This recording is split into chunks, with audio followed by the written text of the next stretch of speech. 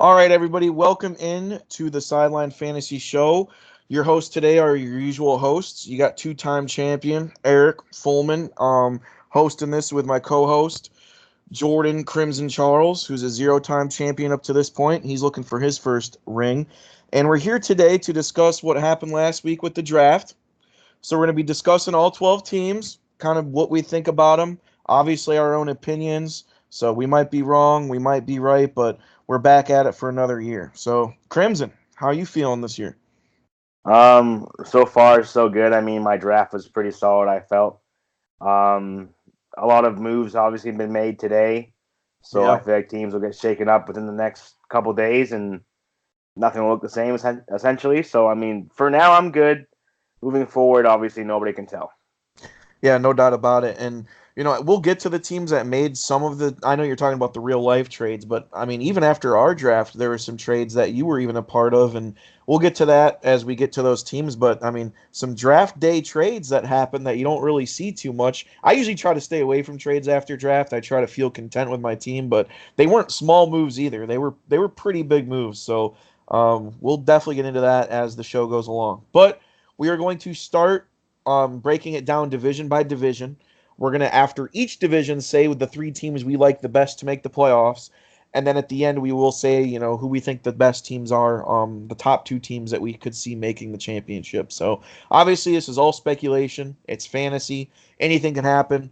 In the last few years we've done this show, we've been completely wrong on some, right on others, but that's kind of the fun of it all. So we're going to start off in Division 2, and we are going to start with Chad Feller's team.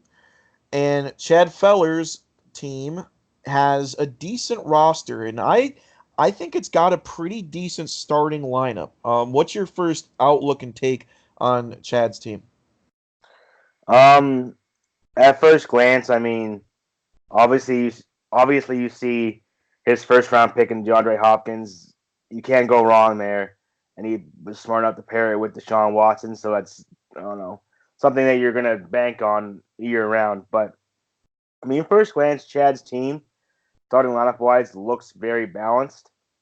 But I mean, outside of that, we'll get into it obviously as we go. But I'd say it's a balanced squad to begin things off. So what about you? I actually I think he's got one of the better starting lineups in the league. My what I like about his team is obviously I think he's got some really solid wide receivers. I think T.Y. Hilton and DeAndre Hopkins are going to be good. I think T.Y. Hilton is still going to be good despite Luck's absence this season. T.Y. Hilton's never been a big touchdown guy though, and now Luck's gone, so I don't see those touchdowns really rising much. I mean, he had I think 6 touchdowns last year with Andrew Luck, and he would go weeks and weeks last year without a touchdown. For example, I'm looking at his last 5 games here. Every single game he had over 75 yards receiving, but no touchdowns. So now you throw Jacoby Brissett in there. I I like Hilton, but I think his value definitely takes a hit with Luck not being there. Obviously, DeAndre Hopkins is going to be one of the top receivers in the league without a doubt. Zach Ertz, I think, is even a better fantasy option than T.Y. Hilton. I mean, I believe he was on Kyle's team last year, and Zach Ertz was a ridiculous reception machine. I mean, he had so many receptions last year in our league, moving to half point PPR last year. He just ate up the points for Kyle's team last year. So I think he's going to be really big. My thing I dislike about his team, though, Emmanuel Sanders is a bit sketchy for me. I know he kind of had a somewhat of a bounce back year last year, but I don't know how that's going to translate moving forward. He's getting a little bit older. We'll see how he does. I'm not a fan of Chad's bench at all. And I know if you have one weakness, if it's your bench, you'll live with it because your lineup's good.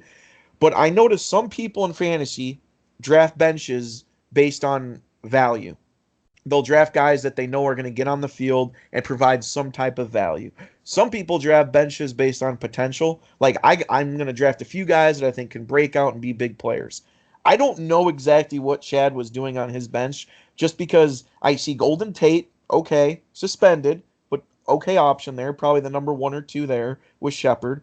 Kirk, the number two there. How successful are the Cardinals going to be throwing the football?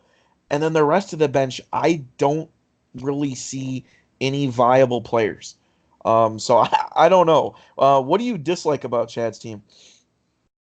About the same as you do. I mean, the bench there obviously doesn't have a lot of meat to it. You look at it like guys like Christian Kirk, Golden Tate, same thing. They have some sort of value in regards to being number two options on teams that will probably throw the ball quite a bit when they're down in games. Right. I can see kind of why Chad went the way he went. Latavius Murray, I feel like, is undervalued at times just because I don't think that the Saints will use Kamara as a workhorse three down back kind of guy. Like he'll still get spelled by somebody, and Latavius Murray is that guy. So having him there can work in his favor. Obviously last year Latavius took over when Dalvin Cook went down or whatever, and he showed he can still play. So it's just a matter of how often will he see the field. Darwin Thompson is kind of somebody who I think Chad stashed away just to see if he, for some reason, becomes a starter in Kansas City. The offense there, obviously, is very high powered, so we know what that offense can do, and their running backs can do when given the chance. Yeah, he's an injury away from Darwin Thompson being somebody who's valuable, but you can't really count on injuries in fantasy football. You're not counting on them to be something that gives you value in a player or something that kind of keeps you away from guys entirely. Yes, there are some players who are you've seen over the years injured time and time and again, but Right. Damian Williams was banged up at the beginning of the year, and now he seems like he's just good to go. So that pick kind of doesn't make any sense, but it doesn't, some sort of way. But the bench, yeah, if one of your guys goes down in regards to TY or he's underperforming or has a tough matchup, like you don't have anybody else you really go to at that point. So it kind of caps you right there. And the bench it's really important, I feel, in fantasy football. Right, and that's why I think, we were in the seventh round when he did take Latavius Murray, and obviously, Kamara isn't your traditional 25 carry a game back, so I'm kind of curious how Murray will fit in that offense. I still felt like I saw some decent options that could have been taken instead of Murray, but we'll see. One last thing on his starting lineup, he did take Deshaun Watson, obviously, which he could arguably be the number one fantasy quarterback this year with what he can do in the air and on the ground. We'll see what happens there, especially with now acquiring Kenny Stills. So there's another option in that Texans offense. But my thing is Dalvin Cook and James White, both those guys can be huge. Here's my thing.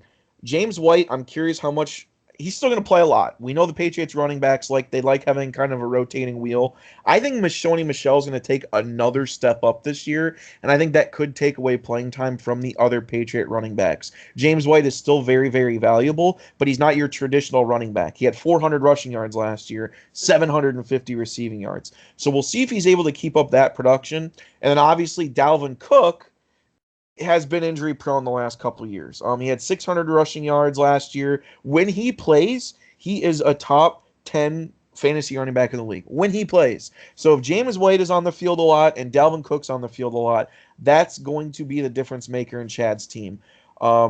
If you had to at this point, Crimson, as we kind of wrap up Chad's team right now, give we're not going to say playoff teams yet, but give about a record of what you would say in Chad's team on a 13 game season. I'm right now going about 9-4. Yeah, I'd probably give about the same. I'd probably go 8-5. I know there's going to be games where James White gets phased out, or games where Ty gets kind of shut down because they don't really have a secondary threat outside of Devin Funchess or Paris Campbell. So I know you can't rely on those guys to carry your team entirely. It's going to rely on Deshaun and DeAndre, obviously. So I kind of feel like Chad's team, it's obviously going to be above 500 by how much, who's to say, but I think 8-5 is probably where I put them. All right, so that wraps up Chad's team for the time being. Next up, we're going to move to the new player in the league, which is going to be my friend Tyler. He's going to be joining league with us this year, the only new addition. He was not thinking he was going to draft too well. He was kind of putting himself down a little bit. But I'll tell you what, I like Tyler's team. I think having Drew Brees at quarterback, he's going to be a top five-ish quarterback option. I really wanted him. Damian Williams, that's going to be really the big question mark this year, right? Kareem Hunt no longer in Kansas City. That Kansas City offense is just full of weapons. Does Damian Williams just as easily as Kareem Hunt fly into that role and just take over as if Kareem Hunt did. Even if he's 80% of Kareem Hunt, that's still a very, very good fantasy running back. So Damian Williams has been going very high in drafts, and he's going to be really the difference maker, I feel like, on this team. Philip Lindsay, I had him last year. I got him late. Actually, I think I signed him first week of the season once Freeman started worrying me a little bit. So Lindsey, he's really going to be, I don't know what kind of jump he's going to make in year two, but he's really just your everyday consistent back. He's not going to put up mini 20-point games for you, but he's going to get you your 60, 70 yards a game, your 10 plus fantasy points. He was very, very consistent.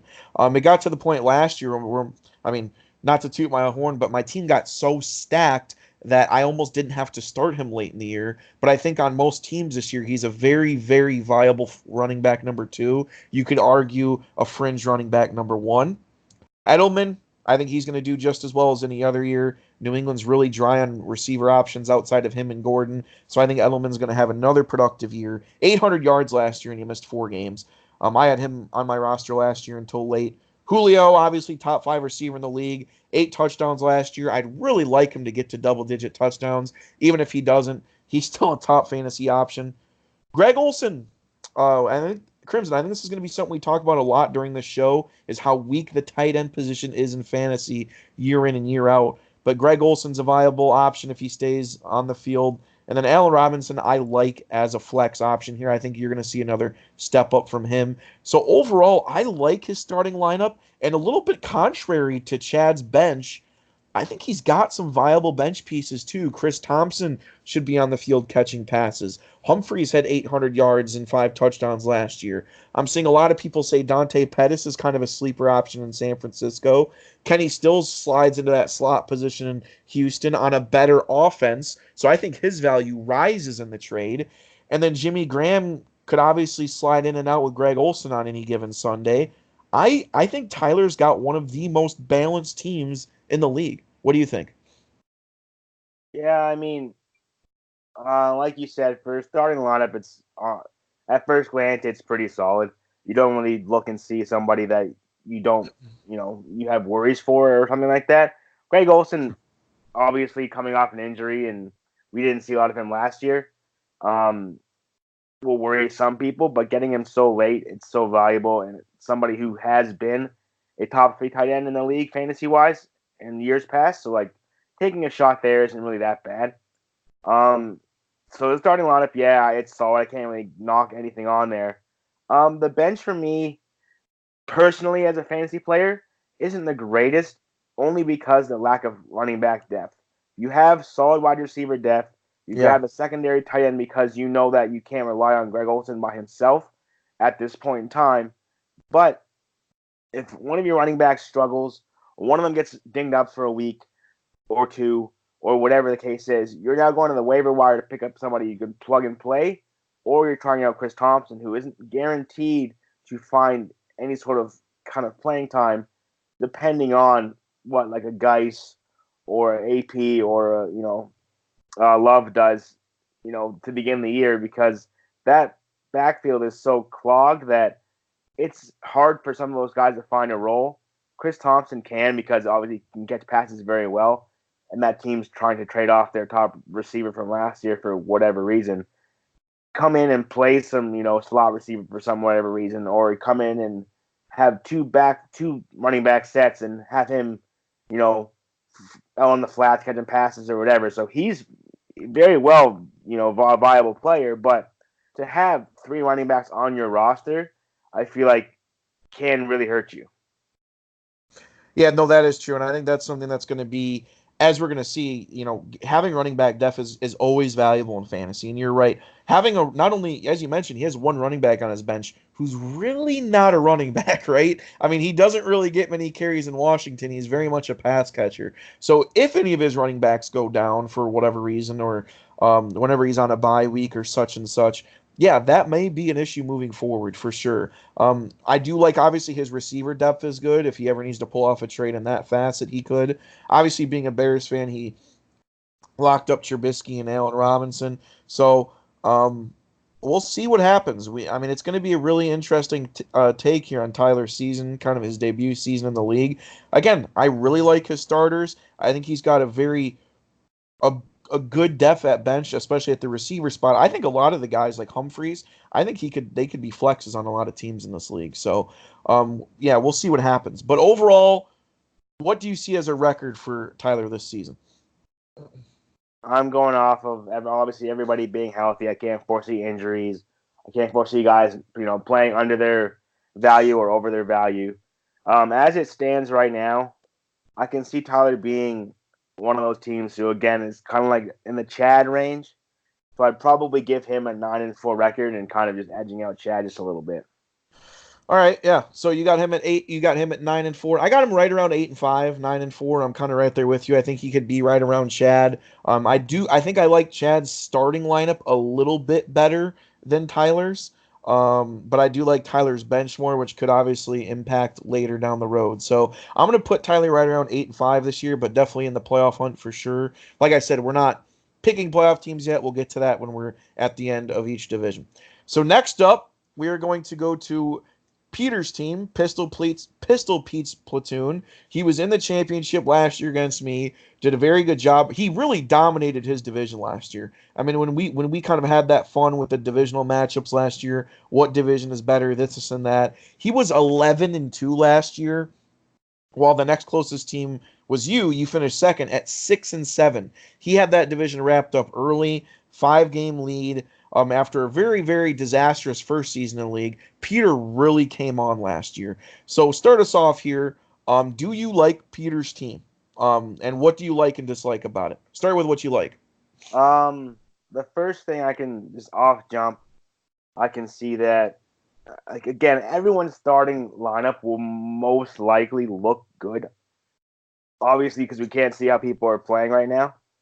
I do like that he paired up his quarterback and receiver with on a team that's going to be probably pass heavy, because that team I don't think will be either that great or the offense will just kind of push itself in that direction. Um, he has got two strong running backs in Kamara and Montgomery. Obviously, we don't know what Montgomery can really do, but a guy like that and an offense like that can flourish. But at the same time, we saw what Jordan Howard did last year, so it could kind of bite him in the butt in regards to that, and he can kind of get a Sure. Howard out of that. But obviously, Howard himself was still valuable when he was scoring touchdowns. So he might become touchdown dependent, but obviously it's somebody we haven't seen before, so I can't sit here and label him as such. He's got a strong receiving core in Evans and Mike Williams, two Mikes. Mike seems to be a very strong name in the sports world these days, so like you can't go wrong there. Especially with Williams being in another offense that will be pass heavy with their running back Melvin Gordon holding out, and now finally granted the ability to look for a trade. So it seems like he's going to be gone.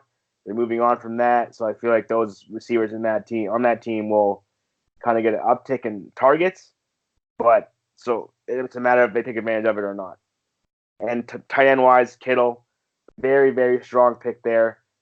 The value at tight end is drops off out of those top three guys, so it's tough to sit there and kind of you can't knock a Kittle pick. No matter how well he plays or doesn't play, he showed us that he can play well with a backup quarterback last year, Nick Mullins. So I'm expecting even a better year with Garoppolo if he stays healthy. And if he doesn't, you get the same production out of Kittle no matter what. You have Alshon Jeffrey too. A strong flex play. He can be hit or miss, but when he's healthy and at 100% and in that offense, he gets force-fed targets a lot of the time. So you really can't go wrong there. Unlike the first two teams you talked about, Peter's the first team in this division that has a solid bench. You have a solid balance of two running backs that can play, in situations where Miles Sanders can come in and be starting in Philadelphia. That's a very strong line to be behind. So if he does take the job from Jordan Howard, that's a really good value pick later on in the draft. And same with Matt Breida. That situation with McKinnon being kind of shelved for now helped him because he becomes the RB2. And I think that they like him enough to where they'll give him carries no matter what. Like we saw last year when those guys went down, he came in and he flourished. He was pretty good. You had over 800 yards. You had 3 TDs on the ground, which isn't great, but I mean, obviously you're going to get your chances goal line wise. With Coleman there, I'm not too sure how it will work out, obviously, but you'll get chances here and there no matter what. Receiver wise, pretty balanced guys. Obviously, me being me, I'll sit here and say Curtis Samuel is probably the best value guy there. Him or Geronimo Allison. I'd probably give it to Allison just because their offense does play under a new head coach who seems to want to pass the ball. And the quarterback there is Aaron Rodgers. I mean, you can't really compare Rodgers and Cam because Rodgers obviously is an elite passer. Cam, I wouldn't say is more so, but he does love his fast guy down the field. So Samuel and Allison can give you hefty amount of points off your bench. So have your guys on a bye week or a tough matchup or whatever the case is. I feel like Peter has his bases covered in all aspects. Yeah, I think Peter's definitely another solid team here. You look at it in full, like you mentioned, you got a lot of guys. I think Kamara, obviously top 5 pick. Montgomery, being a Bears fan, I'm really curious to see Montgomery's role in this offense. I do think he's on the field more than any other running back, but they did spend money on Mike Davis. They do have Tariq Cohen. They kind of want to give different looks. I'm hesitant to say that he's going to be that much of an upgrade over Jordan Howard this year. He's a better pass catcher than Jordan Howard. But I don't think I don't think Montgomery's gonna light the world on fire and run for 12, 1,300 yards either. I think if he had anywhere from 800 to 1,000 yards, 6, 7 touchdowns, that's kind of what I expect out of him. And like I said, with Mike Davis and Tariq Cohen, he's going to be splitting time. Is he going to get the most time? Yes, likely. But I do think Peter reached on him a little bit. Did he probably have to take him there if he wanted him? Yes. But even Peter mentioned a little bit that he did have to reach somewhat to get Montgomery. But again, rookie running backs have been good the last couple years. Like you said, he's got a very solid receiving core. I like Mike Evans. Mike Williams, on the other hand, I get worried about players that are very touchdown dependent. 10 touchdowns last year is a lot, but Mike Williams is a very, very hit or miss receiver. If he's not getting you a touchdown, he's usually not a good option in fantasy because he's not getting 70 to 80 yards and 6, 7 catches a game. He's a 3 to 4 catch guy with a long touchdown. So I really wonder how that's going to play out week to week in that system. George Kittle, like you said, if you guys haven't noticed, I'm very big on drafting an elite tight end early if you can. George Kittle's just as good as any of these elite receivers. 88 catches last year. He's young, and as you mentioned, he's got Jimmy G back. So we'll see what his relationship is with him. The only thing I would worry about is like a sophomore slump. That last year really was his first year being an elite tight end. So we'll see how that translates. I don't have any reason to say it won't, but that's always something you got to wonder. Alshon Jeffrey, I think, is a very viable flex option. Again, he's never going to reach that height of 1,200 yard, 10 touchdown receiver like a lot of people thought he could. But again, if he's going to give you 800 yards and 6, 7 touchdowns, you can't complain out of that from your flex option. You did mention his bench is pretty good. Braden Sanders, I think, is some of the best running back depth in fantasy. Not a lot of people have much depth in running back in this league, and I think Braden Sanders is a very good start, especially not knowing the Philly running back situation much at all. Is it Howard? Is it Sanders? How much does some other guys get on the field? We really don't know. James Washington, a lot of people have been talking about him being the number 2 receiver on that Pittsburgh team. So he should get quite a bit of looks as well. Gallup and Samuel are decent flex options, and I'm really curious to see how Geronimo Allison fits in that Green Bay Packers offense. Started off the year really, really good last year, then didn't really see the field at all. I don't remember if he got injured or not, but I do know he got off to a great start last year and then fell off the face of the earth. But with Green Bay being the offense they are, we should see more out of him. But they also got Valdez Scantling, Quamia St. Brown, so we'll see if he gets on the field. Overall, Crimson, we like this lineup. We like the bench. I am a little wary of Jameis Winston. I know people say he's a very good fantasy quarterback option, and I gave Peter a lot of crap for taking him in the draft. Just so people know, and I know this isn't vindicative of whether they're going to be good or not, Peter drafted him. Jameis Winston is only owned in 54.8% of leagues. So he's not like a surefire guy that's even on most teams' rosters. And Peter went ahead and took him over some other fantasy quarterbacks that personally I think will do very well. So do you look at Jameis Winston as someone that is going to put up a top season, or do you look at that and go, I think that's kind of a weak spot on this team? It's a weak spot for sure. I see why he did it because he thinks. I mean, it's tougher to stack your quarterback with somebody like Kamara where Breeze is gone, or somebody like Mike Williams where Rivers is gone, and Garoppolo. I feel like I wouldn't be touching fantasy wise myself. So if you really think about it, if you're going to stack, you only have Winston as your only option with Evans. But personally, I wouldn't have um, I wouldn't have prioritized the stack just because I could. I would have taken a different route and chose a different quarterback, which could actually be better off because you're getting points from another team with a higher power offense or a more, efficient quarterback. But I do see it's a weak spot on Peter's squad, and I do feel like he will see that sooner than later. And granted, he did draft him late, but I personally, I think this year in fantasy football, personally, in my opinion, I think Ben Roethlisberger would have been a better option. I think Lamar Jackson, you could argue, would be a better option with what he can do with his legs. And again, granted, Peter did take Jameis Winston late. Me, you, I noticed Kyle and Peter are all about taking quarterbacks late because there's so many out there. Um, but it still goes to show, like, that we'll see how that pans out. It could very well do well. It might not. But even guys that were picked in the last round, Kyler Murray, Tom Brady, guys like that. So we'll see. But overall, quickly, where do you see his record being? It sounds like you like his team quite a bit. You like his bench. Where do you have him finishing around record wise? It's tough because these first three teams we've seen, it's hard because they all look the same to a degree. I do give him the edge over Tyler and Chad though, so I would say he probably finishes with 9 wins as well. And for lack of a better an argument, I do feel like he edges those guys out just simply because of points or whatever the case is tiebreaker was. All right, wow. So you and Peter kind of have a little bit of a rivalry, and you're giving him some good props. That's good. I got Peter right around 8-9 wins as well. So I think the top so far the three teams we talked about, Tyler, Chad, and Peter, I think they're all viable division candidates. If I had to say though, I think Peter, if I had to pick 8 or 9, I'm gonna slide down to 8 for now. I'm gonna say 8 wins for him, 8-5. I do like his team though, very balanced overall.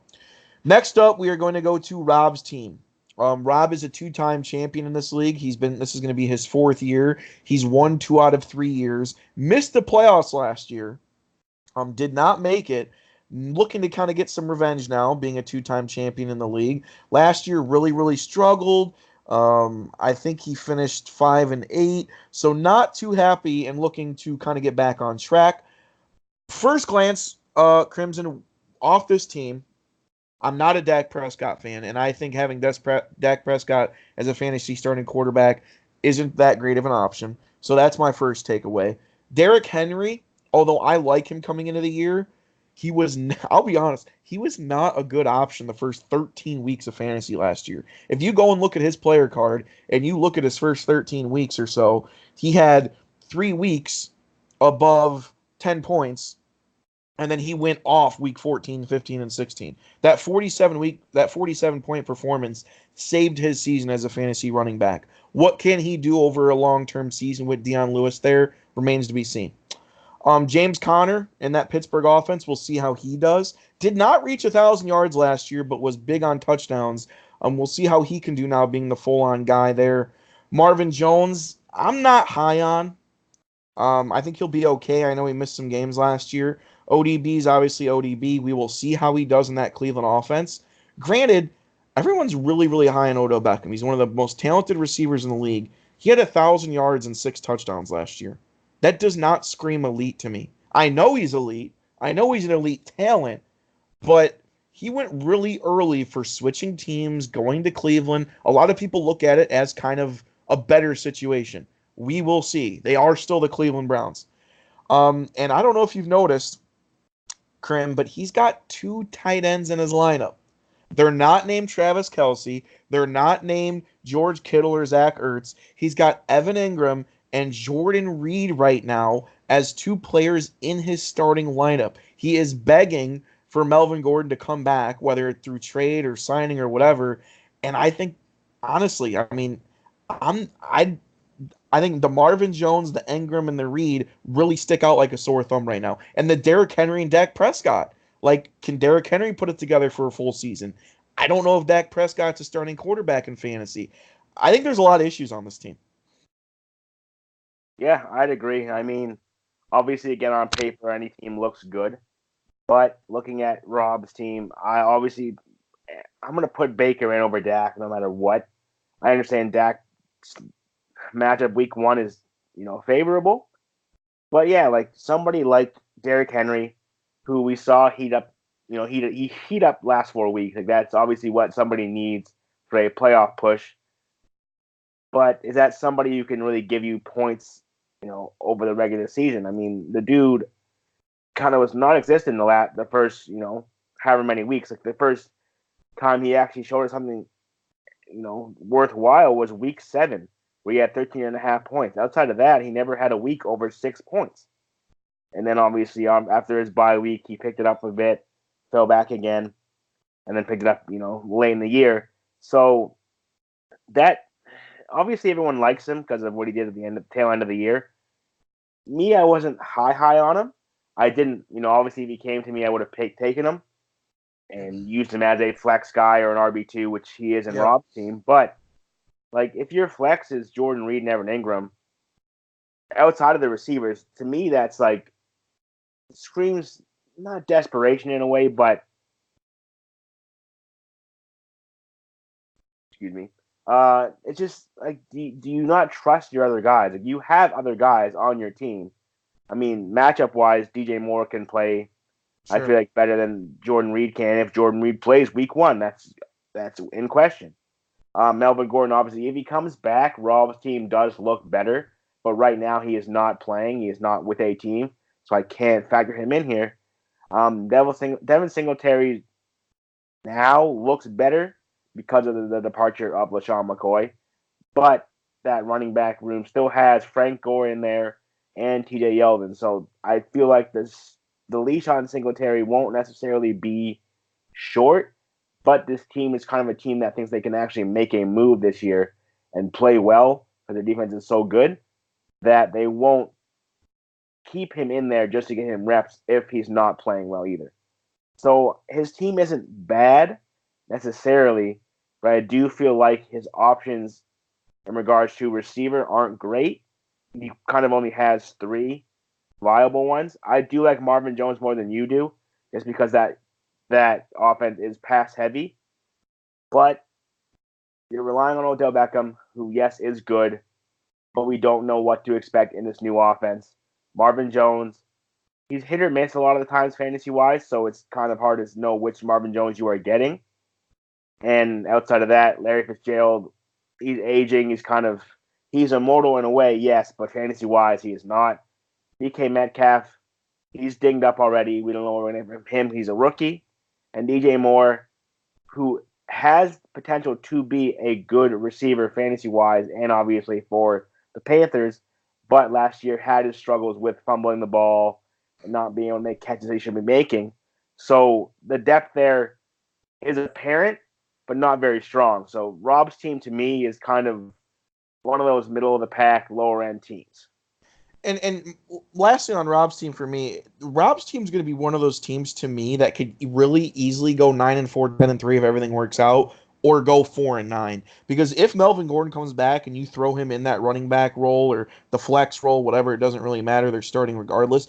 That is such a huge boost to that team. It really is. He took the risk on going Melvin. We'll see if it pays off. Baker Mayfield, I feel like should be starting over Dak Prescott more weeks than not. A lot of people have Baker as a top 5 fantasy quarterback option this year. I think that's the direction Rob's going to go most of the time, but who knows for sure. Like you said, Devin Singletary is going to get a lot of carries. Frank Gore is 36 years old. Who knows how he's going to stay in that offense? And I think Devin Singletary could be one of those make or break players for Rob this year. DJ Moore is going a lot higher in drafts than I would have ever guessed. Only 2 touchdowns last year. Did have the yards, but I'm not really sure he was worth that high of a pick. DK Metcalf is another kind of rookie guy. We'll be interested to see how he kind of pans out. But obviously, Melvin Gordon coming back is going to be really the difference maker on Rob's team. But overall, what kind of record do you have looking at his team today? I can give Rob probably 6 wins. Yeah, I'm right there with you. I'm going to give Rob about 7 wins. I think he's going to be right around 500 this year. So that kind of wraps up Rob's team. Next up, we're going to go to Tori's team, Ryden Rogers, and we're going to talk about her team quickly. She didn't go Rogers in the first week the first round this year, so she kind of switched it up a little bit. And overall, um, I'm kind of liking her team for most part. Start us off, Krim. What do you think about her team? Yeah. Tori's team off jump doesn't look bad. Like, you have prime time players. You still got Rogers. I know, obviously, if she had it her way, she would have gotten not Le'Veon Bell, but she's stuck with him in a way. Devontae Freeman can be very valuable. Antonio Brown, I feel like, is still a very, very, very good Yeah. fantasy receiver. Cooper Cup, your situation there is fantastic. And Njoku, again, tier 2 tight end, but that can be said for most tight ends on any team outside of the top 3 guys. Kenyon Drake being your flex and having Callum Ballage, or whatever you say his damn name, is good. You'll have a starting back there in Miami. Royce Freeman, solid bench piece. Outside of that, like, you have MVS in Green Bay, so you have a connection with Rodgers. Austin Hooper, solid tight end to replace Njoku if he starts to struggle or Hooper himself kind of balls out. All in all, Tori's team isn't bad. I do feel like Tori's team, it's tough to say that she needs work somewhere, because I wouldn't say she does. I feel like as is, Tori's team is pretty solid. Yeah, I think it's solid as well. The only thing you got to worry about, and again, we don't really like to talk about injuries too much because injuries are going to happen, but her running backs last year, Le'Veon Bell and Devontae Freeman, which on paper look good, got a combined 11 points last year. Now, granted, that's because Freeman got hurt right away and Le'Veon Bell didn't play last year, but that is something to keep an eye on. Antonio Brown, like you said, I don't see a huge dip in his value. Obviously, not having Big Ben and kind of not being on a playoff caliber team is going to hurt that a little bit, but he's still going to be a top fantasy receiver. Cooper Kupp last year, before he got hurt, was having an amazing season. He was a very, very good wide receiver option before he got hurt midway through the season last year. So I think he's going to pick up where he left off. Kenyon Drake in the flex there, and Njoku. She can swap in Njoku and Hooper out based on matchups. I think she's actually got one of the better benches in the league. Royce Freeman, 500 yards, 5 touchdowns last year. By no means a starting fantasy running back, but a decent option if need be to go to. Kenyon Drake and Balaj, as you said, she's got the Miami situation locked up. John Brown, you could argue, is the number one receiver in Buffalo. I mean, their receivers are not good, and she's maybe got a number one receiver there. I know they got Zay Jones and Cole Beasley, but their their passing game is going to be really suspect this year. So if you are going to have one of them, John Brown might be the one to have. Corey Davis could very well have an 1,000-yard year this year. Scantling, I think, is going to have a bigger role in the Green Bay offense. Overall, I like Torrey's team, and I put Rob around 6 wins. I think Torrey's a very, very balanced team. I think she's right around 7, fringe 8 wins. And she's looking for a playoff berth. She's not made it yet. So I think this is the best team we've seen from her. I'm saying 7, possibly 8 wins. What do you got? I'd agree. I mean, I do see that her team, when healthy, 100% can make some noise. But outside of that, I don't necessarily sit here and think that it's going to take over the league. I would probably, say, 7, 8 wins, fringe playoff team for her.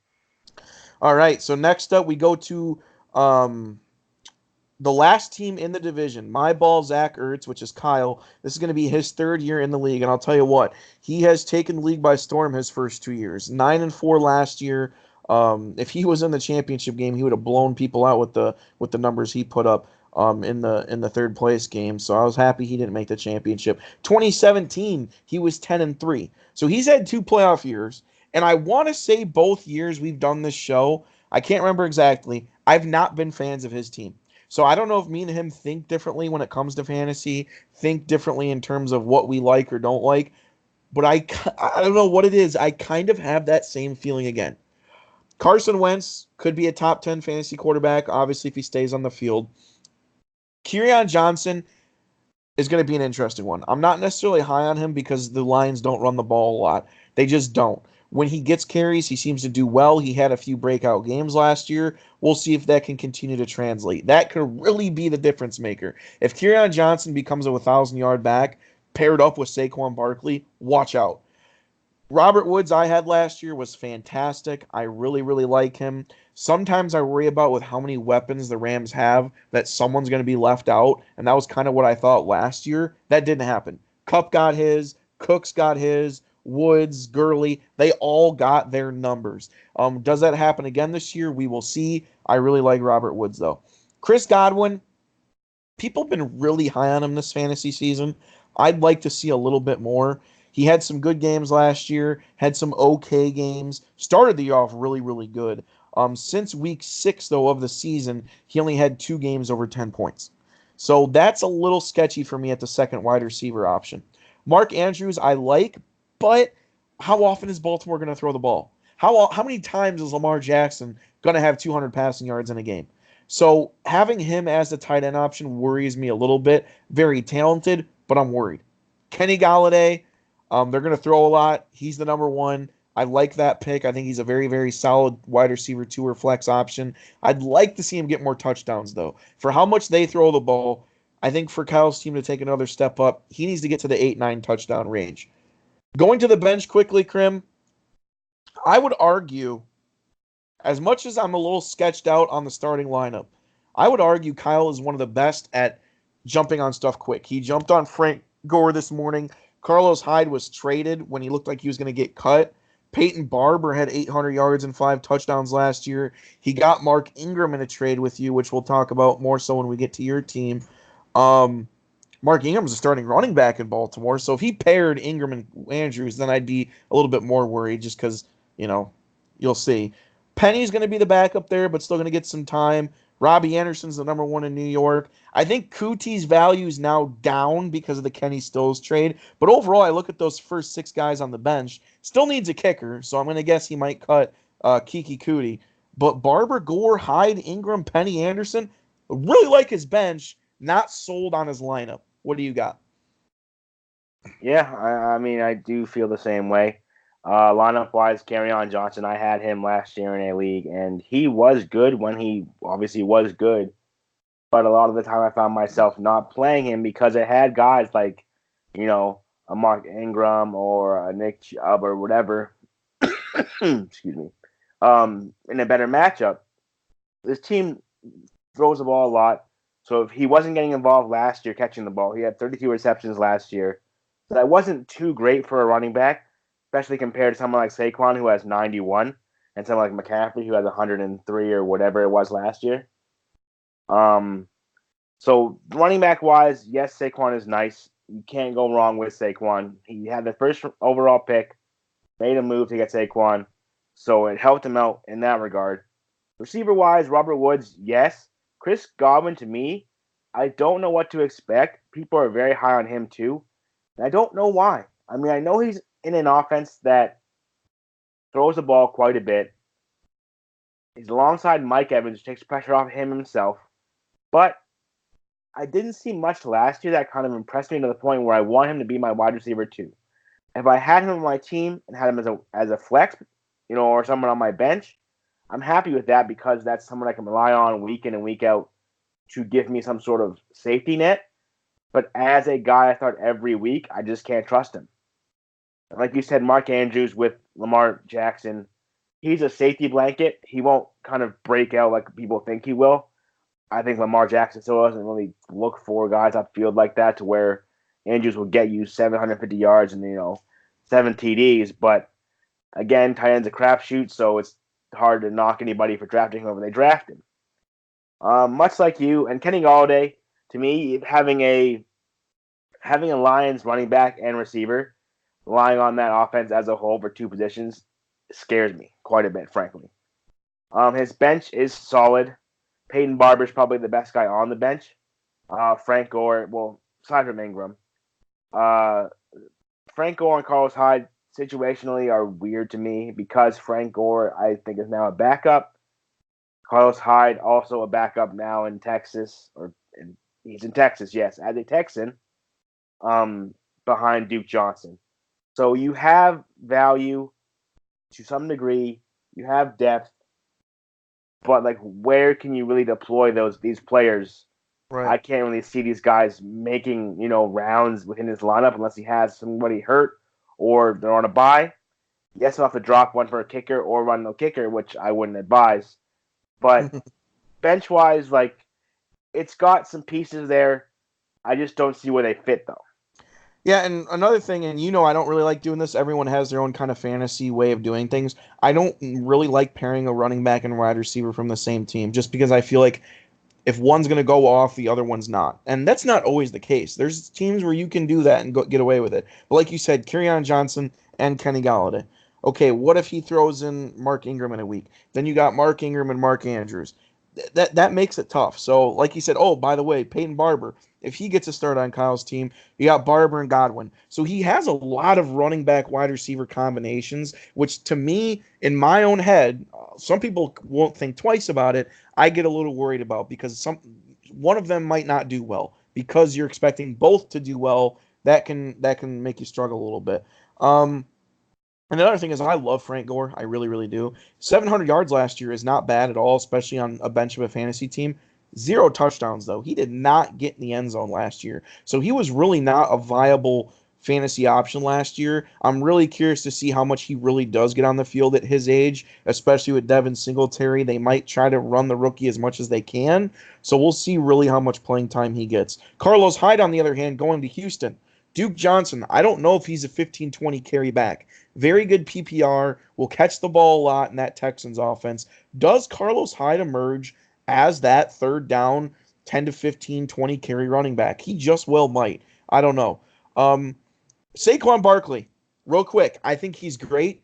You were even hesitant at taking him at number 2, though. And not that he's not great, but some people are a little worried about ODB being gone, and now everyone's going to focus on Barkley and put 8 in the box. Does he have any type of dip this year? Even if he does, he still had 90 catches, 1,300 rushing yards, 11 rushing touchdowns. He was fantastic last year, but I do see some people thinking there could be a bit of a regression. So we'll see. Overall, though, I kind of have him around Rob's team. I think he's around 5-6 wins. The funny thing is, I don't dislike any team in this division. I really don't. I think any of these teams could, obviously, if things go right, make the playoffs. If things go wrong, don't make the playoffs. For some reason, the last couple of years, I've not been a fan of Kyle's teams on paper, but his teams prove me wrong. And he's made the playoffs the last 2 years. He knows what he's doing. But just off my initial reaction, 5 or 6 wins. What do you got? Yeah, I'd sit him at 6, 7 wins, more leaning towards the 6 range. I do have Rob's team slightly over Kyle's, just by like a hair. But I can't sit here and say his team doesn't have a chance to be great. Right now, I just don't see where certain guys fit, and that to me kind of, has the value of his team as a whole drop down. Yeah, for sure. All right, so that kind of finishes up Division 2 for us. So, do you want to wait till we're done with both divisions to pick our playoff teams, or should we pick the 3 we think are going to make it off Division 2? What do you think? Yeah, no, let's wait till we're all wrapped up. All right. So we'll move to Division 1. I won this division last year. It was probably the best fantasy team I've ever had. I won the championship last year. My team was really, really good. I don't think I'll ever have a team that good again. I was able to pull off some trades and just have you need some luck to win. And I did have some luck as well. But I have the 12th pick this year, and I usually like picking at the end of the draft. I really usually do. This year, I did not like it as much because I usually like going running back to back. That was not an option for me this year. If David Johnson, now my team would look totally different. David Johnson was picked 11. If he would have dropped one more pick, my team would have Joe Mixon and David Johnson on it rather than Michael Thomas and Travis Kelce. How that will pan out for the rest of the year, I don't know. But just breaking down my team real quick. I don't really like speaking about my own team too much because it is my own. So, just real quick, I'm gonna just tell you kind of what I was thinking. I got Matt Ryan. I think he's a top 10 fantasy quarterback, no doubt about it. If you're gonna throw for 5,000 yards and 30 plus touchdowns, that's really good. I paired him with Calvin Ridley. I could see another step up from Calvin Ridley this year. 10 touchdowns is about where I see him finishing, but I think yards wise, I think he can get to 11, 1,200 yards. I really do. Julio and him, I think, are going to be a dynamic duo, and I think Ridley really takes another step up this year. I think Ridley's a really really good option, and I am confident with him being a wide receiver too. My running backs, you guys know, for those that know me in fantasy, I like having strong running backs. I will 90% of the time pick two, if not three running backs in the first 2 or 3 rounds. I've done it before where I've taken running backs 1, 2, and 3 to solidify that position. I was not able to do that this year. Me and Crimson ran so many mock drafts this year, and there was not one mock draft where I picked Marlon Mack or Josh Jacobs. So that just kind of shows how dumb mock drafts can be sometimes, because I ended up with Marlon Mack and Josh Jacobs. I usually like staying away from rookie running backs, but the way the NFL has gone these last few years, they might be the way to go. Fifth, sixth year running backs their wheels seem to fall off. These young running backs are really just taking the league by storm. So I'm really hoping Josh Jacobs truly is a 20 plus carry guy, which I think he's kind of showing that that is his role. He is going to be the workhorse there in Oakland. So I really like him. Marlon Mack does not catch the ball. And in a PPR league, that worries me a little bit. But with Andrew Luck being gone, I don't know if that's going to help or hurt his value because I think they're going to run the ball even more now. So I think Marlon Mack's value could actually rise with Andrew Luck being gone. We'll see. Michael Thomas is obviously going to be a great PPR option. I think he's a top five receiver in this league, no doubt about it. 125 catches last year, amazing. Some people are a little worried that he trailed off a bit at the end of the year last year. I'm fine with it. I like Michael Thomas a lot. You guys know I like going elite tight ends. There's only a few elite tight ends in fantasy, and it drops off quick. It really, really does. Kelsey, Kittle, Ertz, and it drops quick. So I really like my Kelsey pick. I don't see any reason at all we should see much regression from him. 100 catches, 10 touchdowns, 1,300 yards. He is just as good as any elite receiver there. Tevin Coleman, curious to see how he will do. I'd like to see him catch the ball a little bit more, but I think with Garoppolo there again, I think that helps him. I think it opens up the run game a little bit more. I think Tevin Coleman will be an interesting change of pace back. I mean, we got to think he's never really been the full-time starter much in Atlanta. He's always kind of been chasing carries, and he's done a really good job of it. So I like Tevin Coleman. Overall, my bench, I took a shot on Lamar Jackson. I think he's going to run for 1,000 yards this year. I think he's going to run for 10 touchdowns. He might not throw for 3,000 yards, but 1,000 yards and 10 touchdowns is already a darn good fantasy running back. So if you could give me 2,500 passing yards and 15 touchdowns through the air, I think Lamar Jackson truly is a top 10 fantasy quarterback this year. So I took him at the shot of that. Darrell Henderson's kind of just a just in case Gurley really does have a problem. And even if Gurley doesn't have a problem, I think the Rams are really going to make sure Gurley's healthy for the playoffs this year. I think Henderson's in line for 7 to 12 carries a game. Hines, again, PPR is going to be someone that kind of complements Mac, so I have that backfield locked up. Josh Gordon, if he stays away from the dope and if he stays away from the PEDs, Josh Gordon will be a 1,000 yard, 8-9 touchdown receiver this year. He didn't get till New England till a few games in the year last year, and he did well. I have no reason to believe with how the New England receiving core is that he can't be a 1,000 yard receiver again. Anthony Miller, I think, takes a step up this year. Maybe not 1,000 yards, but I think 750, 7-8 touchdowns is something to look at. I picked up Moncrief. I know James Washington's the number two, but with how good that Pittsburgh offense is, I think Moncrief's a very viable option there in Pittsburgh. So overall, I like my team. I think it does lack a little bit of star power because it does drop off a little bit after Thomas and Kelsey. But I think overall, I have a balanced team. Shoot it away at me, Krim. What do we got? For starters, for someone who doesn't like talking about their team that much, you talked about it quite a bit there, buddy. I was just giving my ideas on what I was Yeah. doing. No, but obviously the first thing I look at for a team is running backs. Looking at yours, you're obviously not strong there. but not weak either. I mean, Marlon Mack obviously losing luck kind of changes his value to me. Josh Jacobs is an unknown, so we don't know how he's going to be. We have never seen him play before, obviously, so we don't know. Tevin Coleman, obviously, again, that's someone who um, is in a situation now where he is the lead back. You've seen him play in Atlanta, and he played well when he got time to do so. So I think he's probably, honestly, the best back you have in regards to potential fantasy value. Mac is still strong, and that line is strong, but it's just a matter of how can Jacoby play. The Niners will run Tevin Coleman into the ground essentially, so he's going to get the work. Um, bench wise, Lamar Jackson is nice. So your QB situation there is good with Jackson and Ryan.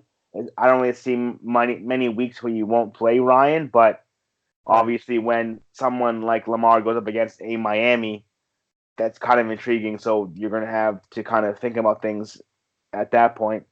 Receiver wise, you're strong. Like that's your strongest place, obviously, with Michael Thomas and Calvin Ridley on two players on strong offenses.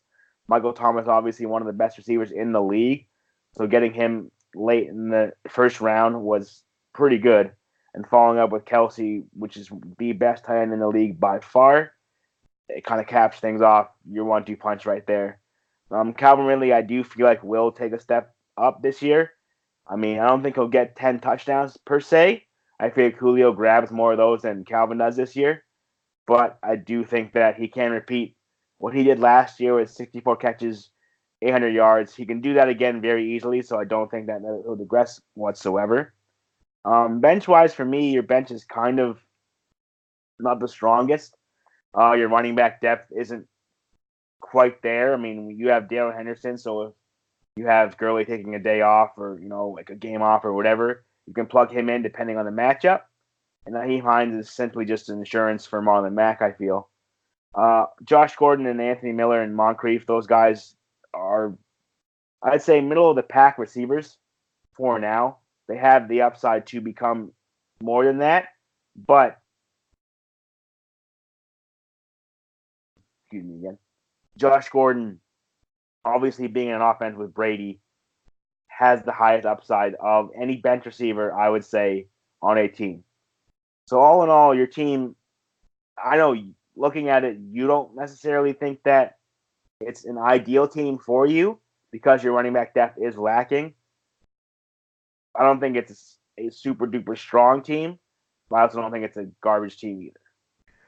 Yeah, and the one thing that worries me a little bit, and it's not a huge worry, is the 49ers went out and signed Tevin Coleman in free agency, so I do think they're going to use him a lot. But Matt Breida did average 5.3 yards a carry last year, so I think they're going to play both running backs quite a bit. I really hope they're run heavy. I think the Jarrett McKinnon injury again makes these guys even more valuable. But I mean, they went out and signed Coleman, so clearly not that they had reservations about Breida, but they wanted to go out and get a running back. So I do think Coleman's going to be the number one. I just hope Brady doesn't take off and make Coleman non-existent. But overall, like you said, I like my team. I think it's very balanced, but it does lack a little bit of star power at the running back position, which is why I hope Josh Jacobs can really emerge as an 11, 1,200 yard back. But we will see. Overall, though, what do you got as a record? Record wise, I'd say you probably win just off of your receivers and tight end. You'll win some games, so I feel like you'll probably win 7. Yeah, that's about where I had myself as well. I think I'm a fringe 6-7 win team. If things go great and Josh Jacobs really is the guy that he can be, maybe I can sneak in the playoffs, possibly, maybe not. But it all depends. Like I said, I don't want to say I have a hit or miss team, but I have a lot of guys that could take a step up this year, which would make my team that much more valuable. But we'll see. A lot of people call me the trade master, so we'll see if I'm able to pull anything off. So we both got me around 6 or 7 wins. All right. Next team up is the Chargers, or all. Well, we could basically say the Chargers, right? All about the Charger boys. Dave, we say this every year. I don't like when people in fantasy go all heavy on one team. And Dave, we knew it was going to happen. Has done it yet again. He's got 4 bolts on his team, 4 big old bright yellow and blue bolts. Rivers, Justin Jackson, Keenan Allen, and Hunter Henry. Um, and he made a trade with you during the draft. You guys had a predetermined agreement that if Keenan Allen fell to you in round two, you would trade him to Dave, and you would get to pick his third and fourth round picks, and he would trade them to you after the draft. That was the deal. It's not a bad deal, but I think it really, really hurt his team only because of who he drafted later in the draft. Look at his running backs right now. He's got two backup running backs as his starters. I mean, Philip Rivers is fine, but again, you're relying on the Chargers running game. You're doubly relying on the Chargers passing game with Keenan and Hunter Henry. And I do think Hunter Henry will be a top 10 tight end this year, but still, he overvalues Keenan Allen immensely. I think Keenan Allen needs to score more. He has never been a big touchdown guy ever. And obviously a great PPR receiver. I'm not knocking Keenan Allen, but he values him way, way too highly. Juju Smith-Schuster. I'm very curious to see how he does without Antonio Brown. I think Juju Smith is going to be one of the better receivers in the league, but how does he do when you don't have Antonio Brown opposite of you? Is there going to be somewhat of a regression coming from Juju Smith-Schuster? Flex wise, I'm not super high in Tyrell Williams. It's not a horrible flex, but it's not something I'm going crazy about. LaShawn McCoy's been cut. Who knows if he finds a better option? Alfred Morris, I don't see getting a ton of playing time. AJ Green, when he's on the field, will be great. But again, I think based on that trade he had with you, he should have went another direction to solidify that backfield. Big Ben obviously is there as well. Ronald Jones, I don't see playing a ton with Peyton Barber. And obviously, Krim, this is the big question mark, right? Ezekiel Elliott. If Ezekiel Elliott comes back, that's big. But I'll tell you what, even if Ezekiel Elliott comes back, Dave's got a lot of holes. What do you think about his team? Yeah, it's tough to say what hasn't already been said. I mean, again, I look at running backs, and I'm going to be blunt. I look at running backs first for every team. Running backs are the glue that holds a fantasy team together for the most part. There are situations where it's not, like a Mahomes or somebody of that caliber that can kind of put up those points that you need week in and week out. Excuse me. But you have an Ito Smith who only really gets time when dudes go down or they're around the goal line or whatever the case is. I mean, he had 315 yards with 4 touchdowns last year. He scored 84 points, and that was it. Justin Jackson, even with Melvin Gordon not being there, I feel like doesn't get a lot of tick. He may again get the goal line carries, but that's not enough to solidify your running back situation and him be your running back one. I can't even call Ito Smith or Justin Jackson a running back two because both of those guys are the same. They are he's trying to get one of them to be his RB1. That I just can't even fathom having two backup running backs trying to be my RB1. It just blows my Yeah. mind. Yeah. Yes, he relied on LaShawn McCoy. Today's news was unfortunate for him, and he kind of now has to pick up his toys and kind of go at this point with LaShawn. But even with LaShawn going somewhere else, I don't feel like this is somebody who then highlights that backfield. He'll go somewhere and provide depth somewhere on a contending team, but it won't be enough to be a fantasy relevant running back. He wasn't last year. He will not be this year. Again, the big question is Zeke. If he comes back, like you said, I don't know if it's enough. His receivers are solid. I feel like obviously his team as a whole can need some work, but the receivers that you have there and those two are solid. Tyrell Williams can be a boomer bust type of guy. If he booms, perfect. He is with somebody on the other side of him who booms as well in AB, so it can work out for him, but it's a risky play. Dave essentially throwing a Hail Mary all season long. Yeah, and the thing is, I'm not going to get into the details of a possible trade because I don't want, until it's finalized, I'm not going to say anything if it even gets finalized. But there is an offer out there for Zeke Elliott, and I think it would improve Dave's team. Yes, he's going to be lacking massive star power, but at this point, I think that trade needs to be done to salvage his season. It's going to be interesting. I mean, Ito Smith Crimson is owned in 36% of leagues. Justin Jackson is owned in 12% of leagues. So it's not only these guys are starting for his team, it's the fact that they're even on his team. They're not even owned in most leagues. I mean, it really is crazy that that's who he's going to throw out there week one of fantasy. I do think he's got one of the best receiving duos in the league in Keenan and Smith Schuster, but I also think his team is lacking touchdowns.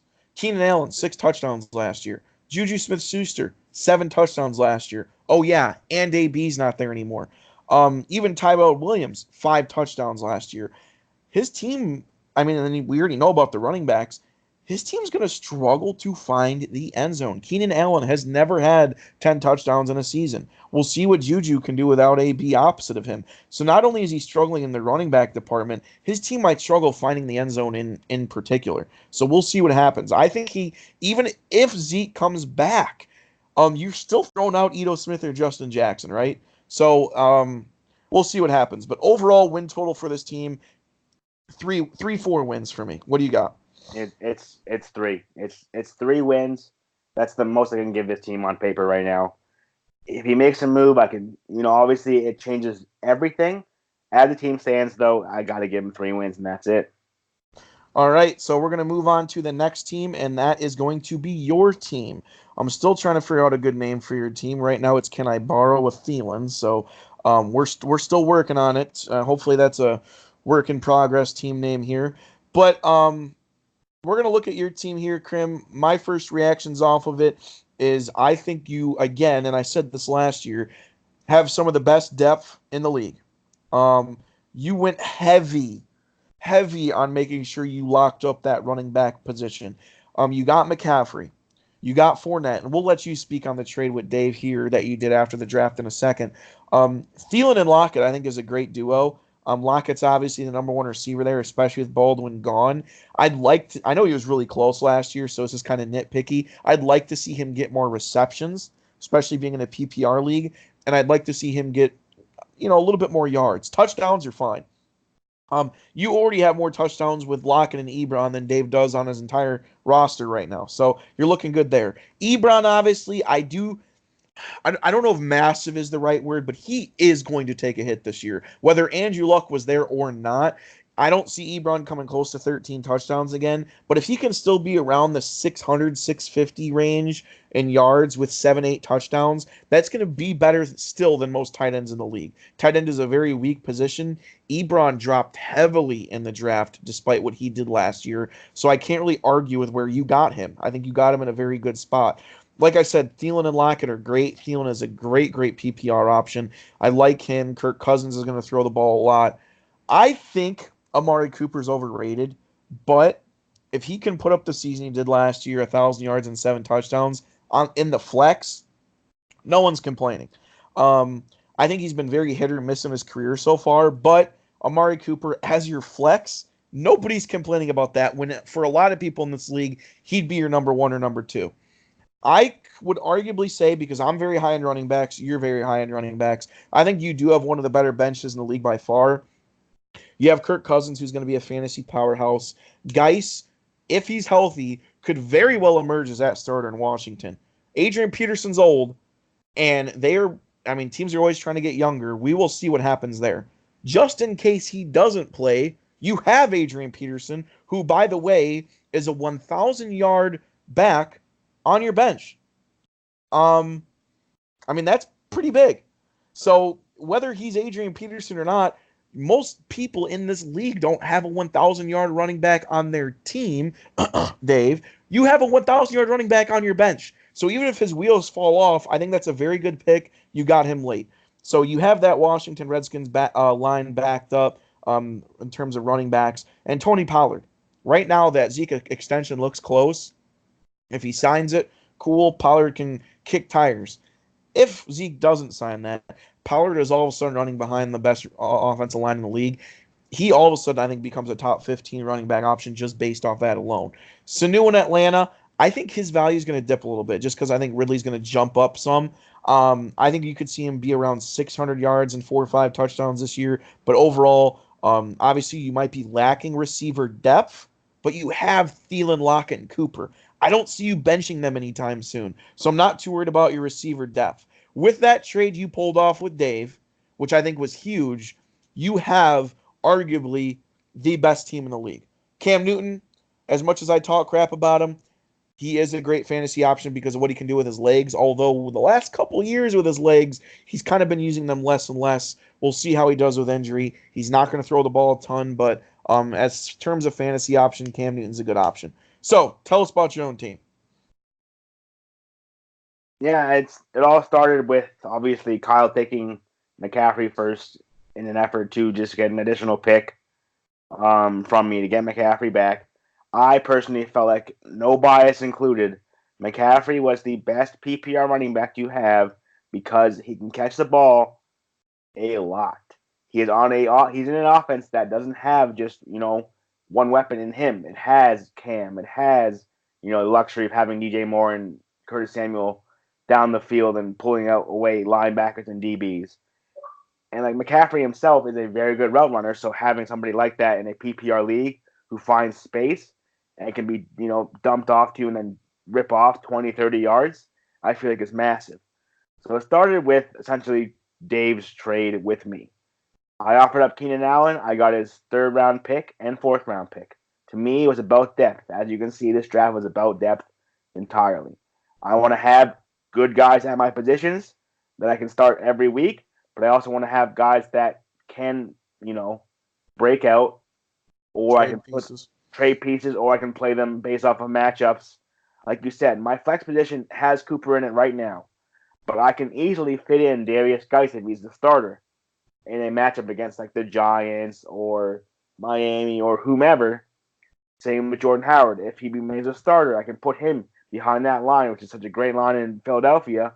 I can say against anybody. Unless I'm playing, the number one ranked rush defense in the league, I won't put him in then, but I can put him in sparingly against whomever.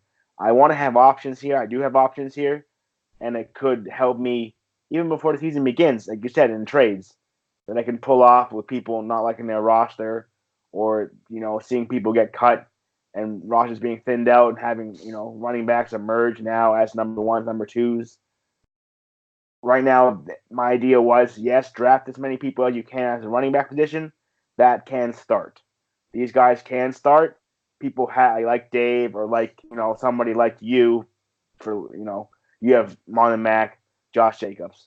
Not the greatest. You wouldn't necessarily sit there and say, I'm very confident in this. I might need to go somewhere else and grab a piece or two or whatever. That's where I come in and I have those pieces to now trade away for, people that I can now handpick. So I have more players at my disposal with these trades being available as anybody else would. Yeah, no doubt about it. I like your team a lot. Last year you had a lot of depth. You made a lot of trades last year, and I've told you this before that I think kind of got you the short end of the stick at, none of the trades necessarily look bad on paper, but a lot of them just didn't pan out. Your team last year off Jump Street was Baker Mayfield, Fournette, McCaffrey, Jarvis Landry, Amari Cooper, CJ Uzuma, and Jordan Howard.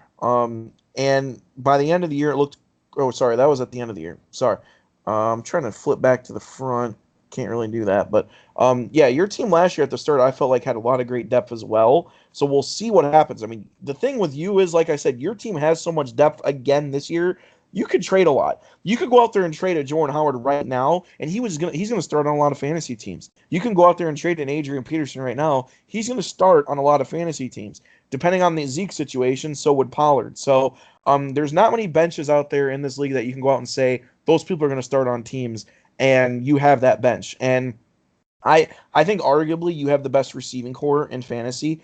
Thielen, Lockett, and Cooper. That's three 1,000-yard receivers, 9, 10, and 7 touchdowns. And I think you have a very good running back combo in Fournette and McCaffrey. I'm just a little worried about Fournette with all the issues he had last year. Put up a few big games. Really started emerging late, which was good. But man, those first 8 weeks of the season, only playing in 2 games, being hurt, he needs to stay on the field this year and return to form. And you could arguably, again, not only have one of the best receiving trios in the league, you could have one of the best running back duos in the league as well. So right now, I got you at 9, 10 fringe wins. How about yourself? Yeah, I mean, I can't really give myself 10 because 10 wins is a lot. I'd say 9. I do think my team is one of the better ones. I can't really put myself at the top just because that's me, but I do like my squad. And I will say this, with the rumors swirling around in the rumor mill, if a trade did happen and if it did pan out the way it could, your team could very well be unstoppable. If something happened, depending on certain situations and if certain people do what they need to do, who knows? If that did pan out, that with the depth you have, you could pull off that trade, and your team is going to be extremely, extremely scary. So we'll see if that happens. Moving on to the next team, we're going to go up to Dana's team. He is 0 for 4 in making the playoffs so far. Dana's crew. Looking for his first playoff appearance in this league. And I'll just flat out say it. I like his team this year. Again, I don't like running back wide receiver combos too much with Aaron Jones and Devontae Adams. Aaron Jones, though, looks like a promising running back for Green Bay, over 5 yards a carry last year, and he dealt with some injuries. 700 yards and 8 touchdowns last year. Can Green Bay have a 1,000-yard running back? We will see. It seems like a mystery to them. Ryan Grant, I think, was the last one. Russell Wilson out there, 0 rushing touchdowns last year, so we can't really talk about his legs too much. But he's turned into a premier passer in this league, so he should be all right. We'll see how he does behind that line. I like Nick Chubb. I will say this though, Crimson. I don't know how you feel about it. I like Nick Chubb, but being ranked as the eighth highest fantasy running back, I don't know about that. Does he take another step up this year? Maybe. I know that backfield was crowded in years past with Crowell and Hyde and Chubb, and it was really hard to see him getting playing time. So if he emerges as that number one, sure, that could be a very, very good fantasy option, no doubt about it. But I think he was drafted very high on his potential. We'll see if that pans out. I do like him though, but Kareem Hunt's going to come back eventually, and talent wise, Kareem Hunt could very well be a better running back. I mean, it's just flat out simple. And at the end of the season, if Chubb's kind of worn out, they might go to Kareem Hunt real late in the season and run him to the ground to try to get Chubb back in it. So, what's his value late in the season? Devontae Adams, a lot of people say he could be the number one receiver in fantasy this year. I think Aaron Rodgers takes another step up. Obviously, going to be fully healthy. Devontae is going to be great. Tyler Boyd, I like a lot. In fact, I would have taken him over AJ Green this year, based off injury issues. So I like Tyler Boyd a lot. And people got to think Tyler Boyd did that 1,000 yards and 7 touchdowns largely without AJ Green opposite him. So I think Tyler Boyd takes another step up this year. I really like him. Jared Cook, I like him just because of the system he's in. 900 yards last year, 6 touchdowns. He's going to be Drew Brees' option. I mean, think about that Saints offense. You have Michael Thomas, who's really that number two receiver there. So I think Jared Cook gets a lot of tick there as well. I think he'll be a top 10 tight end this year, even though that position's weak. I like Sony Michel a lot this year. You hardly ever hear me say I like Patriot running backs just because of how much they rotate them in and out. I think they are going to run Sony Michel more this year. I think he's an 1,000-yard back. He's not going to catch the ball at all, and that's where James White comes in. So he's going to be totally off the field on pass catching downs. But for the most part, I like Sony Michel. Brady, I know people are down on his fantasy stock. You can say that all you want. Tom Brady, if you can get him where you got him in the draft, good for you. Eckler, starting running back on your bench at this time, Melvin Gordon being out. I like Eckler a lot. I know our resident Charger fan, Dave, does not think Eckler is going to be that every down back. He might not be, but he caught the ball a lot last year, averaged almost 5 yards a carry. And they had a better record with Eckler than they did with Melvin Gordon. I really like Eckler in a PPR league, even if Melvin was there. I think Eckler's a very good bench option. N'Keal Harry, we'll see how he fits in that New England offense. I like Sterling Shepard a lot. Golden Tate being out, Sterling Shepard's the number one. I think he might get 1,000 yards this year. He was kind of one of my sleepers. Sutton, another decent pick there, and he's going to roll the dice on T.J. Hawkinson. Obviously, the tight end position is weak, so he's hoping the rookie Hawkinson can kind of step up in that Detroit defense or offense, sorry, and emerge. But I will say this: Dana has not made the playoffs in 4 years. I really like this team, Krim. What do you think? Yeah, I'll keep it short and sweet. He's got a lot of pieces from a lot of different offenses that are very high powered. Russell Wilson, obviously a very strong fantasy quarterback. Aaron Jones in that if they can get that balance that he needs in Green Bay. A very solid choice. Nick Chubb, obviously, in a very entertaining offense. By the looks of it, it's going to be entertaining, and he could break out with those receivers on the outside, giving him space. Devontae Adams, nothing you can say that hasn't been said already. Devontae Adams is a stellar wide receiver. He's going to get targeted out the ass, and he's going to be able to make the most out of those targets. Right. Tyler Boyd, same thing. I like him. He's another high target guy. Jared Cook in that offense, Jubies will find you, so you're not worrying about that. Excuse me. Tony Michelle, as long as you're healthy, that Patriots offense will get you, the touches you need, and you will be able to find the end zone constantly. So there's nobody on this, like from top to bottom, up to where he's at. I don't see anybody that really kind of puts fear into like my head where I'm thinking that guy's not going to be that strong. He could kind of be overshadowed by this, or this, or to replace him with him. Like, it's a very strong lineup through and through. I mean, in the bench too, you have options there that really Yeah. aren't bad. So you may not even need them. That's the fact. May not even need Austin Eckler until a bye week comes. You may not even need Sterling Shepard until a bye week comes. And most teams can't say that. So Dana's team is very solid. Yeah. So to wrap it up, I like his team. I do think it lacks a little bit of star power outside of Devontae Adams. But Chubbs, Jones, and Michelle could break out and be very, very good running backs. So he could arguably have some of the most depth at running back as well, especially with Eckler as a starter too. But I like Dana's team. I really do. I think he's one of the stronger teams in the league. Very solid bench. I got him around 8-9 wins this year. More so 9 than 8, actually. What about you? Yeah, I'd give him 9 as well. I mean, I can't really give a team 10 because if I'm not giving myself 10, where obviously I boast myself up the most, it's tough. But I do feel like Dana's team will edge out most teams in the league. All right, moving on to Jay's team here. Interestingly named Injury Bug. He started with his team being named that last year. I immediately was like, that's a very interesting fantasy team name. And then players started either not playing or being hurt. So I was hoping he would change it this year to avoid that, but we'll see. But honestly, first glance, this is going to be Jay's second year in the league.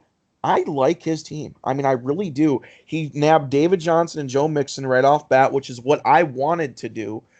He got that at pick 11 and pick 14. So he locked up two solid running backs off bat. I am a little wary of David Johnson's value this year in terms of being a top 10 back. Just being in that offense, and his yards per carry last year were down. But we'll see if he has a backup year this year. I think Kyle had Mixon last year. Mixon will be a top 5 or 6 back this year. I mean, when he is on the field, he missed a couple games last year. He's been great. I mean, if you pull up his card and look at the numbers he put up last year, Mixon was putting together top weeks every single year. So I really like Mixon. Cooks and Diggs, both 1,000-yard receivers, both good PPR options, 80 and 100 receptions. We'll see about OJ Howard. We've been kind of waiting for him to break out, being a former first-round pick, but in that offense, not a bad option. D.D. Westbrook, I don't know how great Jacksonville's going to be at moving the ball this year, but I will say this. He's got Tariq Cohen, Deion Lewis, and Will Fuller on his bench. So he's actually got a pretty solid bench. Not too high in Giovanni Bernard or Jalen Samuels. Even Ted Ginn, I think, is maybe a little bit past his usefulness. But he's got great flex options in Cohen, Lewis, and Fuller. In fact, I would argue I think Cohen should be in that flex spot. Very, very good fantasy option last year. But overall, very balanced team. David Johnson, Joe Mixon, I like. The Goff to Cooks, the quarterback wide receiver combo, I like. I like Jay's team a lot this year. What's your take? Yeah, I like it as well. I mean, um, I can't really say much more than you've already said yourself. I will touch on one thing though. D.D. Westbrook, I do feel like is very undervalued. That's the number one receiver there in Jacksonville. I feel like Nick Foles can get more consistent play out of those receivers than anybody else that they've had in the past because they've played with Bortles for so long.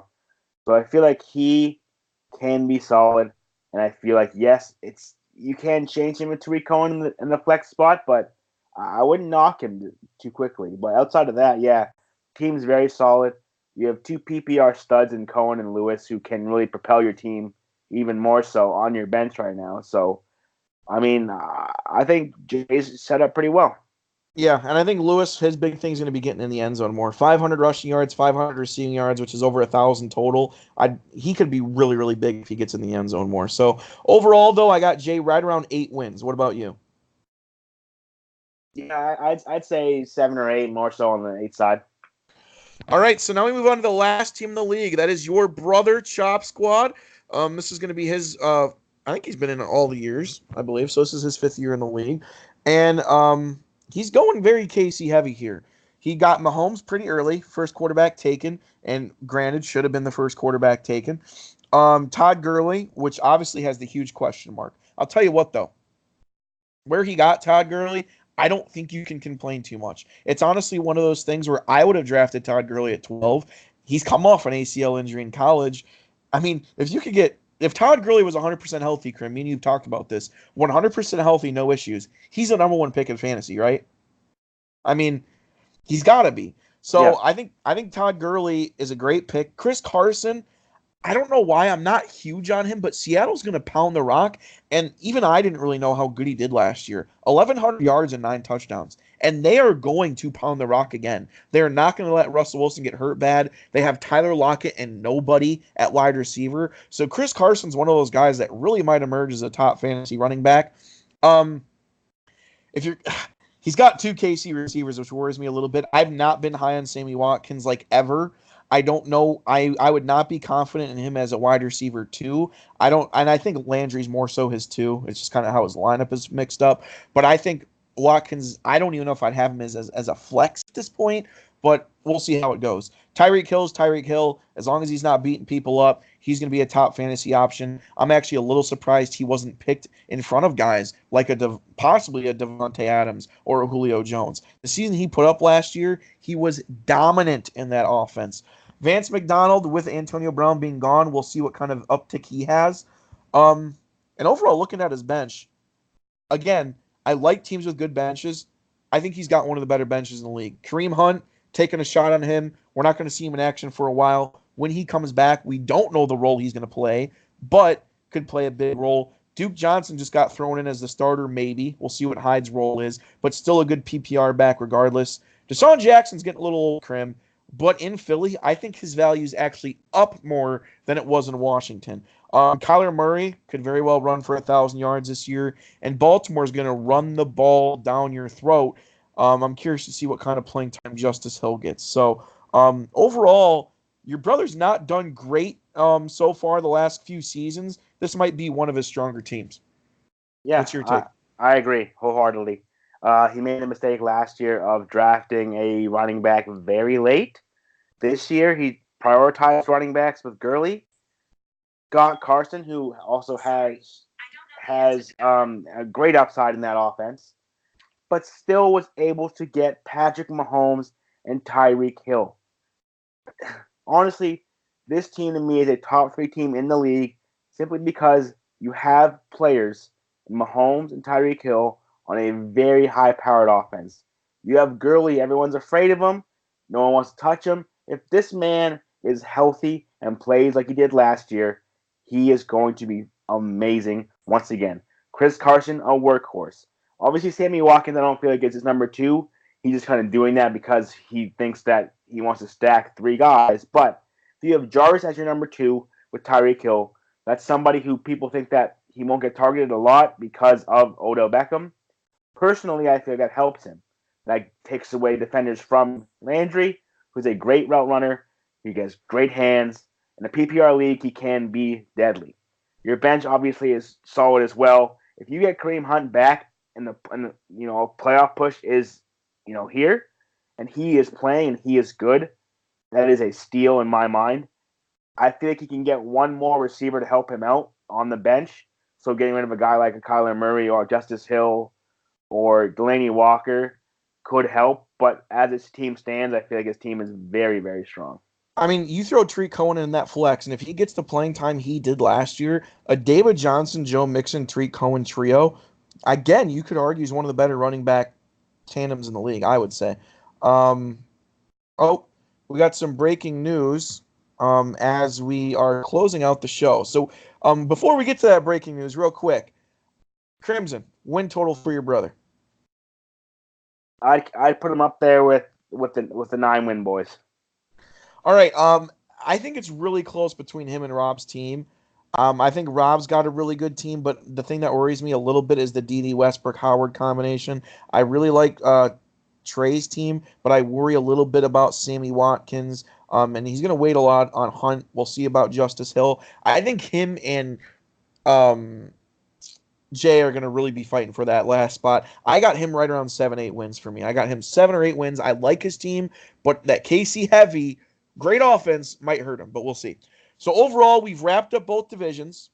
Um, but before we get to playoff picks, real quick, we got about 5 minutes left in the show. There has been breaking news, and I'm sure you guys will all see it by the time you listen to the show. But we have just come across that a trade has been made: Amari Cooper and Leonard Fournette for Ezekiel Elliott. So that trade we were talking about, the possibility of it happening, has happened. It has now been approved, and now Crimson, the team we just talked about for you, has now Christian McCaffrey and Ezekiel Elliott. Real quick, now Zeke does not have a contract. If he does not get a contract, you are in trouble. But tell me why you made the move. Just like you said, the depth. I'm higher on Fournette than most people, so trading him away did hurt. But getting a Zeke and with the news saying that he is close to signing, it pushed me over the edge. Again, I kind of have insurance here with Pollard. So yes, trading away a Zeke and a Cooper can hurt me drastically. Or not Zeke, sorry, Fournette and Cooper can hurt me drastically. But to get Zeke, and if he does play, I have two of the top 5 running backs in the league on the same team. You can't turn that down. No, and me and you were talking about the possibility of that trade the last couple days, and if Zeke plays, now your team is insanely scary, right? McCaffrey, Zeke, Thielen, Lockett. Now that depth that we just talked about comes in handy because now you can throw Peterson or Howard or Geis or whoever plays in there. You don't have a lot of receiver depth, but even the new season last year ain't bad. Um, I'll tell you what, if the second Zeke signs that contract, your team already might be the best team in the league, but now it's a little sketchy because Zeke doesn't have a contract. But your team is by far and away the best team in the league when Zeke signs that deal. And I think it's a very interesting move. Dave needed to make that move where he was at running back because now he can slot Fournette in there. Still going to have to start Ito Smith or Justin Jackson, but he got Fournette and Cooper, and now taking a look at this from Dave's team, Crimson, real quick before we wrap up. Keenan Allen, Juju Smith-Schuster, Amari Cooper. We talked a lot of crap about his team. Does that change your win total for him? And is that possibly the best receiver trio in the league? I'd say so, yeah. I mean, to me, I was higher on Cooper than most, but to be able to move on from him, like you said, I have two guys I can play week in and week out. Barring an injury, I'll have to go elsewhere, but like I'm not going to have anybody on my team that I'm going to play over a Thielen or a Lockett. Those guys are essentially locked in. I can now with the trade grab somebody else, obviously, because I have an open roster slot. But now that I'm not gonna have to fiddle with receivers. Receivers last year my downfall. This year I feel like they're strong, so I don't have to really worry about those guys anymore. Right, yeah, no doubt about it. I do think that changes Dave's win total. I'm still not in love with his team, but I would argue we talked about 3 earlier. I would honestly argue this move, he's completely lacking star power. But Keenan Allen was a second round pick. Juju Smith Schuster was a second round pick. Cooper was a third. Fournette was a third. Green was up there. He's loaded with mid range guys. So his team now is starting to find a little bit more balance. By no means am I saying playoffs, but that move right there, to me, jumps him from 3 wins to 5. Yeah, I can agree with that. All right, so we're breaking out with the last news of the show. Lastly, I know this show has been going on a little bit, but what are your 3 playoff teams in Division Two? Currently I have, as it stands, just on paper. Obviously, this is by no means researched or, down to a T. I've crunched any numbers. I feel like Peter, Chad, and Tori take the 3 spots in that division. All right, yeah. I'm gonna go right now with what we got. I'm actually in Division Two. I'm gonna go Tyler, Chad, and Peter. I think Tori's right there. Tori's right there. But I'm gonna go Tyler, Chad, and Peter locking those three spots. And you had who again? Sorry, I had Peter, Chad, Tori. Peter, Chad, Tori. Okay, so very close there. I got Tyler in there. You got Tori. Okay, Division One. Who do you got? Division One. I have myself, not because I'm sitting here super confident and I'm picking myself Totally no matter fine. what. But I do have myself in there. I have Dana and I have Trey edging out Jay. So you had yourself, Trey, and Dana. Yep. On mine, I have Dana, you, and I do have Jay edging out Trey barely. So me and you have been very, very close on these predictions. We like the top teams that we liked, right? Krim and Dana, we like. We like Peter, Chad. So we kind of have similar ideas on the top teams in each division, but we're a little different on that third team. So I got you got Tori in one division. I got Jay in the other.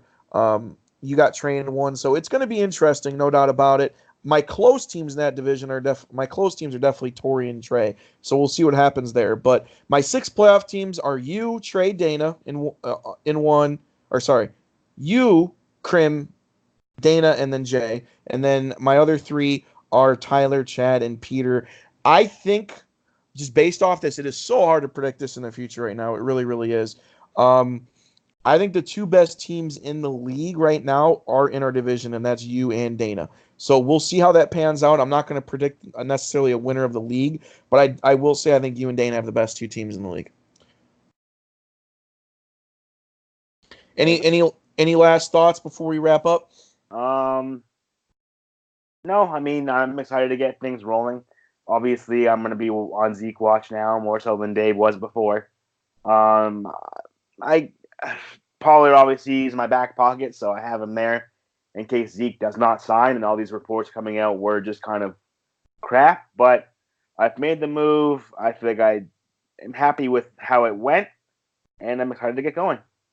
All right, so we're gonna attempt to do this week to week. Obviously, we're gonna look at matchups and stuff like that. Most of the shows usually when we do it on a Saturday or Sunday morning even, they're only gonna be about 30, 40 minutes just kind of looking through the league. So be on the lookout for that. We didn't do that last year, unfortunately. We will try to get back to that this year, looking at each thing week to week, talking about the trades that went down in the league.